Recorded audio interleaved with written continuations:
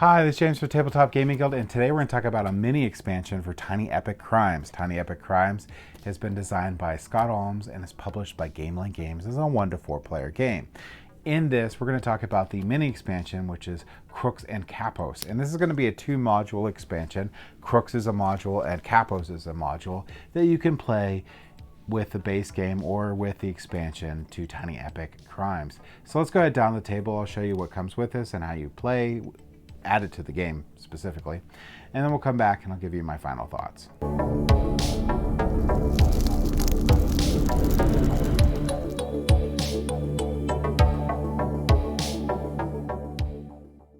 All right, so this is the mini expansion, Crooked Capos, and this is actually a mini expansion of 2 different modules.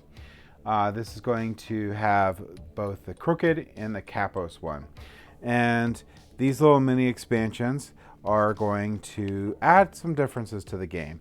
The first one's going to be this Crooked module here. This is mainly going to be run off these loyalty cards here, and you're going to have this decoder here for the loyalty here. So how this is going to work is when the game starts, everyone's going to be dealt out one of these loyalty cards. Now, the number of loyalty and Crooked cards depends on the player count. Now, it will actually say, let's say, Crooked on the back, so you immediately know that you're crooked, but there's some stuff around here that are going to be penalties or bonuses depending.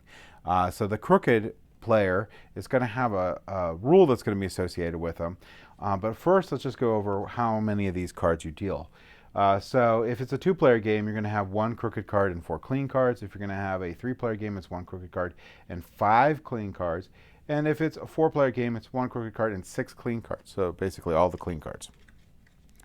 So as you notice, it's a probable that you will not have a crooked player. So that's something to keep in mind in the game. So once you have those sets, you'll deal 1 out to each player. They'll know what they are.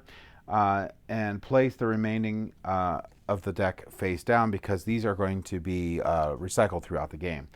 So when all players are dealt their new loyalty card, this starts an investigation cycle.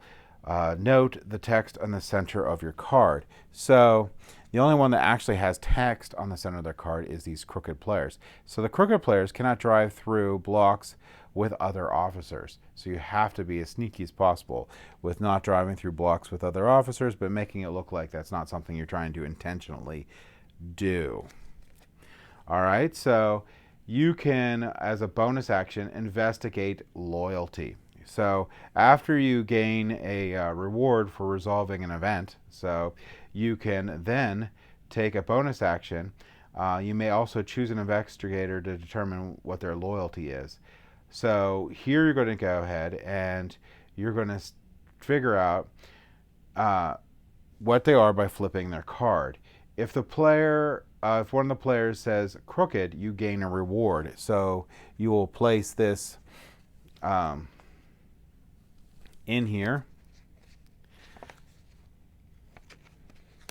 Now, you could have it on any direction here. So you're just going to look at this side, turn it around, place it in. So you're going to have a random reward here.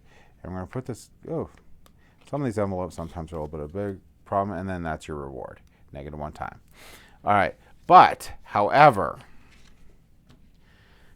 so you get that, and you get your reward, and then you're going to reset the investigator cycle. So you're going to shuffle up all the cards and hand new ones out. If none of the cards say crooked, you then take a penalty. Take one of the revealed clean cards, rotate it face down, and then place it in there, and that's going to be your penalty. So I'll take one of these clean cards, flip it to the side, rotate it, place it in here. See if it gets in a little easier this time. I don't know why it's... And that's going to be your penalty. You're going to get +1 time for this one. And then you continue playing the game. New events.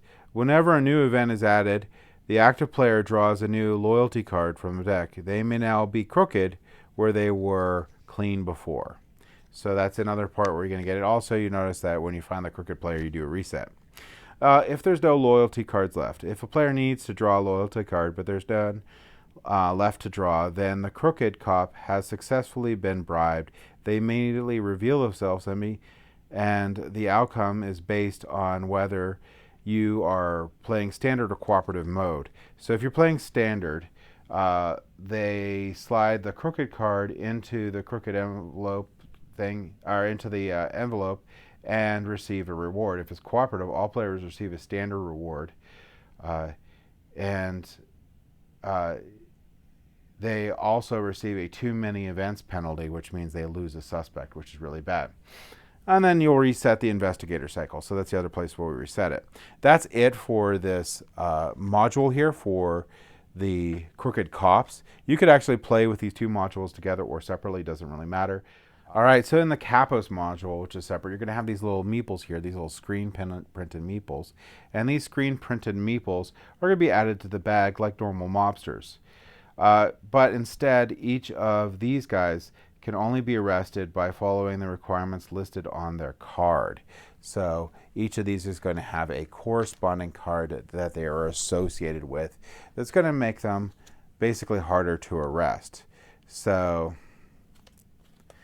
and there's going to be 6 of these ones, and they match the colors on here.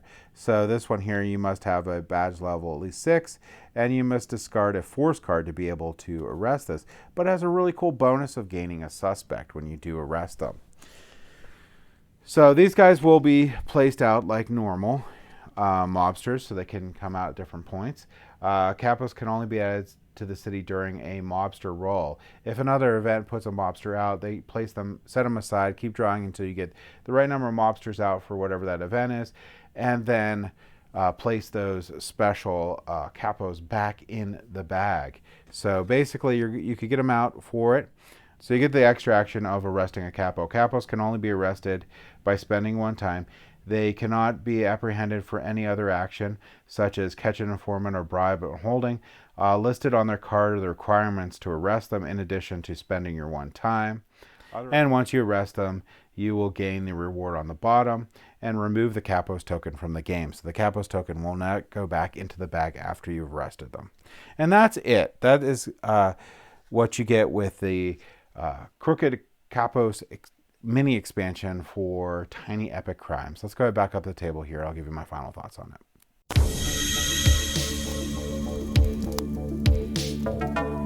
All right, so that was the Crooked and Capos expansion for Tiny Epic Crimes.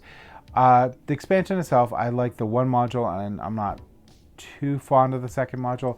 The Crooked module, I think, is the only thing in the whole Tiny Epic Crimes line that I have a little lukewarm about. I think it adds just too much of a fiddly aspect to the game and is unnecessary. So I won't be adding that to any of my games on there. I could see where it could be fun, so if you want that little extra element on the game, it doesn't hurt anything. That's fine.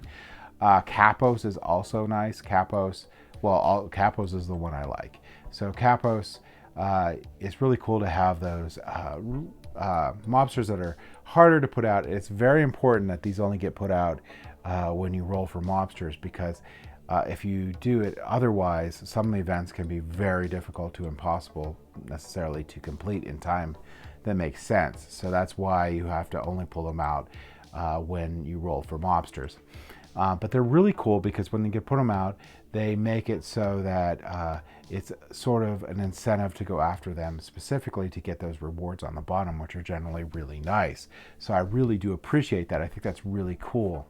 And I'll probably I'll probably keep it in the game and never remove it, because it's not much for me to say, hey, you got some special mobsters that might pop up. Here are the cards for them. When the special mobster pops up, you get the card for it, and you could see what you have to do to arrest that mobster. Really easy to teach, not a couple seconds additional to the base rules, which is perfectly fine. So I really do like that part of the expansion. And that's my thoughts on this mini expansion overall. I think that it's not an expansion that's an essential expansion for the game.